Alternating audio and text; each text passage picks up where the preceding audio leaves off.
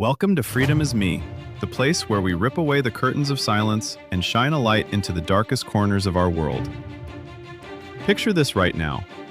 A single sheet of thin rice paper, folded so many times it fits inside the lining of a worn-out shoe.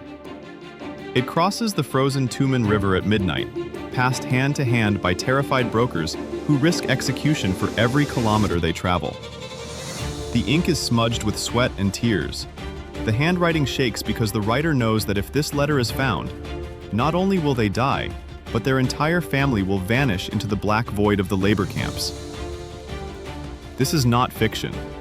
This is the last desperate cry from inside North Korea, the most closed dictatorship on earth, where 25 million people live under the boot of a god king who demands total worship while his citizens starve in the shadows. These hidden letters were smuggled out at the cost of lives, and today on Freedom is Me, we are going to read 4 of them. 4 completely different voices. 4 ordinary people who dared to put their truth on paper. Their stories are raw, they are heartbreaking. They are terrifyingly real, and each one ends in a different kind of hell. Stay with me because once you hear these words, you will never look at that smiling portrait of Kim Jong-un the same way again. If you believe that the world needs to know the truth about what dictatorship really does to human beings, then right now smash that subscribe button, drop a comment with the word truth if these stories hit you hard, and hit the like button so the algorithm pushes this video to thousands more people who still think North Korea is just some quirky, isolated country. Your small action helps millions wake up to the reality of closed regimes. Thank you for being here on Freedom is Me. Now let us begin.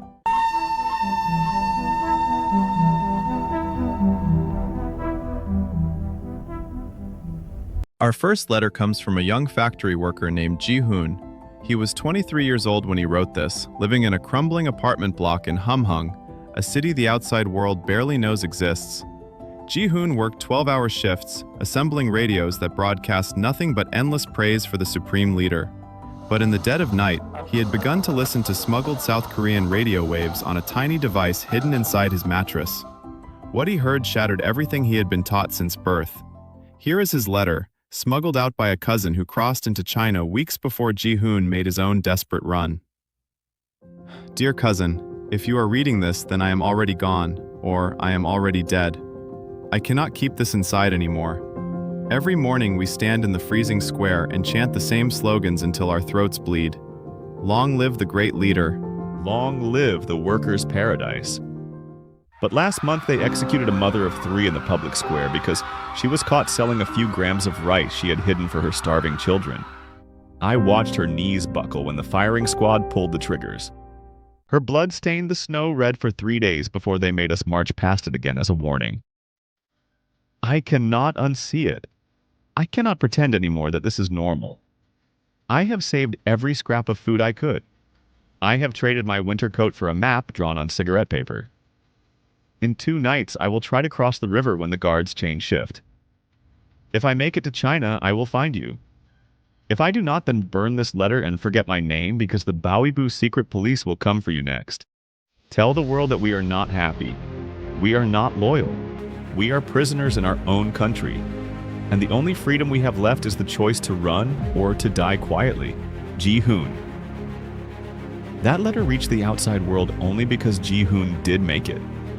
He crawled through icy water with bullets whistling past his head. He hid in a Chinese truck for 3 days without food. He now lives in Seoul under a new name, but the trauma never leaves him. He still wakes up screaming the names of the friends he left behind. That is the first story, a man who chose to run and actually reached freedom. But not every soul who writes these letters is so lucky. Now take a deep breath, because the next letter is from a different world entirely. This one comes from a school teacher named Sun Hee, a woman in her late 30s who taught history in a small village near the border with South Korea. She believed in the system once. She truly did. Until the famine of her childhood came back in waves and she began to see the cracks. Her letter was hidden inside a propaganda book about the eternal victory of the Kim family and passed to a traveling merchant who risked everything to get it out.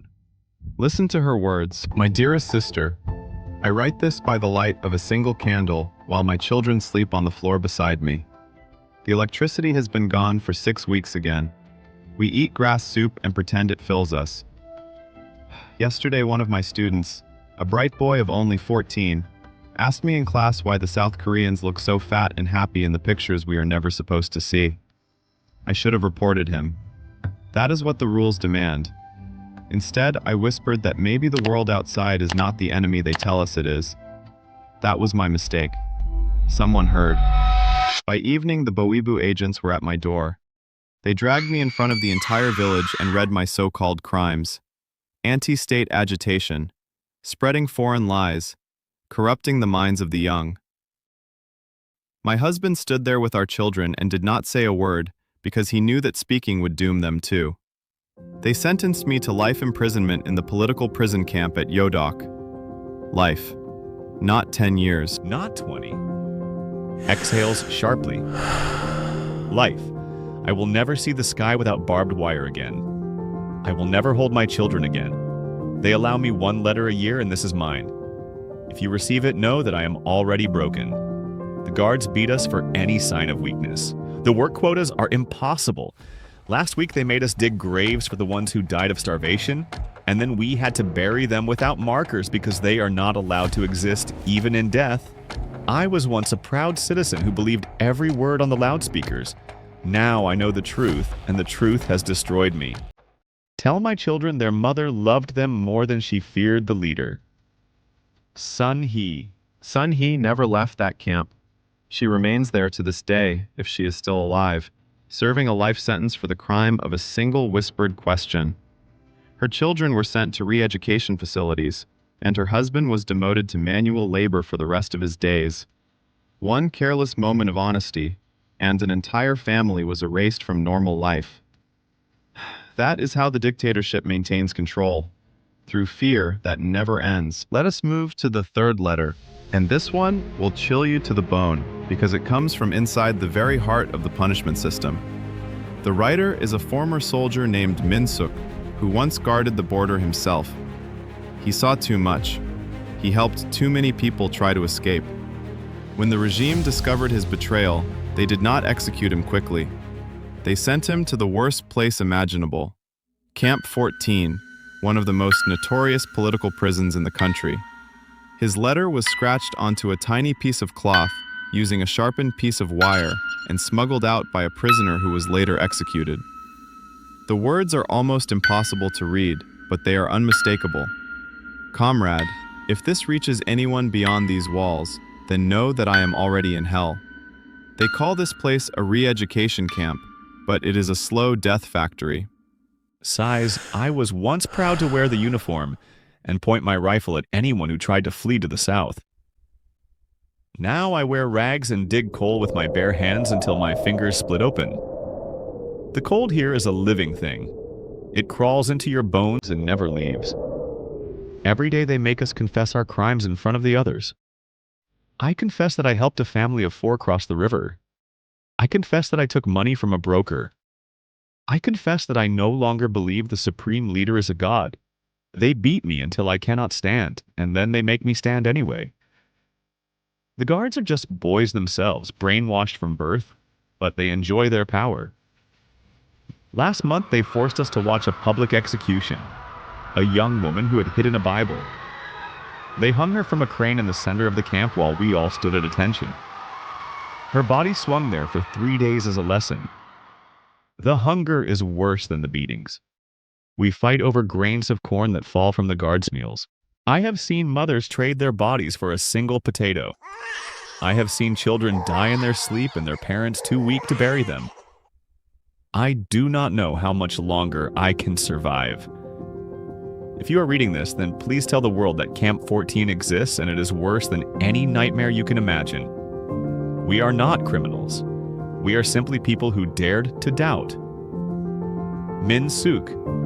Min Suk was taken to the camps, and there he remains, broken and forgotten by the outside world until this letter surfaced. His story is one of millions who disappear behind the fences, never to return. The regime does not just punish the guilty, it punishes entire bloodlines for 3 generations. That is the true terror of their system. Our final letter is perhaps the most haunting, because its writer is still out there somewhere, alive but hunted, hiding like an animal in the mountains of North Korea. Her name is Eun-ji, a 28-year-old woman who refused to marry the man chosen for her by the party. She fled her village rather than accept a life of forced obedience. For 2 years, she has survived in the forests near the Chinese border, moving from cave to cave, eating whatever she can forage or steal. Her letter was left in a secret drop point for a smuggler who sometimes brings her medicine. She wrote it during a rare moment when she felt safe enough to hold a pen. To whoever finds this, I am still free, but I am not free at all. I live like a ghost in the woods. The trees are my only friends now. I sleep in hollow logs when the snow is too deep to move. Every night, I hear the search parties calling my name through the darkness. They offer rewards to anyone who turns me in. My own brother has joined them because refusing would mean his own family is punished. I stole a chicken once and roasted it over a tiny fire made from dry leaves. The taste of real meat after months of bark and insects made me cry like a child. I dream of the South every single night. Bright cities, people laughing without fear, food that does not come from the ground. But crossing the border now is almost impossible. The guards have dogs and drones and infrared cameras. I have seen others try and fail. Their screams echo through the valleys for hours before the shots finally come. I keep moving because stopping means death. I keep hoping because hope is the only thing they cannot take from me yet. If this letter reaches the outside, then know that somewhere in these mountains there is a woman who has not surrendered. I am still here. I am still breathing.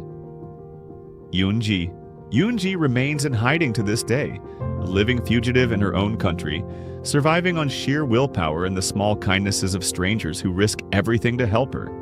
Her story has no neat ending because the dictatorship has not caught her yet, but every sunrise brings the chance that today will be the day they do. We have reached the end of these 4 hidden letters from the darkness. 4 ordinary people. 4 completely different paths through the same nightmare. One who ran and made it to freedom. One condemned to spend the rest of her life behind barbed wire for a single honest question. One swallowed by the labor camps for daring to help others escape. One still fighting for survival in the frozen forests, hunted like prey. These are not ancient history. These are happening right now in the year 2026, while the rest of the world scrolls past headlines and thinks North Korea is just another faraway problem. The Kim regime has perfected the art of turning an entire nation into a prison camp, where the walls are invisible and the guards are your own neighbors. They control what you eat, what you think, even what you dream. They execute people for watching foreign videos. They starve children to keep the elites fat. They rewrite history so that the leader is a god, and anyone who doubts him is erased from existence. These letters prove that even in the deepest darkness, some souls still find the courage to speak. They prove that the human desire for freedom cannot be completely crushed no matter how hard the boot presses down. But they also prove that silence kills. Every time we look away, every time we treat these stories as entertainment instead of emergency, we let the dictatorship win another day. On Freedom is Me, we will keep bringing you these voices because the truth is the only weapon that dictators fear. If these letters moved you, if they shocked you, if they made you grateful for the air you breathe without permission, then do something with that feeling. Share this video with everyone you know. Send it to your friends, your family, even the ones who think politics do not matter. Subscribe so you never miss another story from the front lines of freedom. Leave a comment telling us which letter haunted you the most. Your voice matters. Your action matters. Together we can make sure these hidden letters are no longer hidden. The people trapped in North Korea cannot speak for themselves, but we can speak for them. Thank you for watching until the very end. Stay free, stay curious, and never stop fighting for those who cannot fight for themselves. This is Freedom is Me, and we will see you in the next video where the truth refuses to stay buried.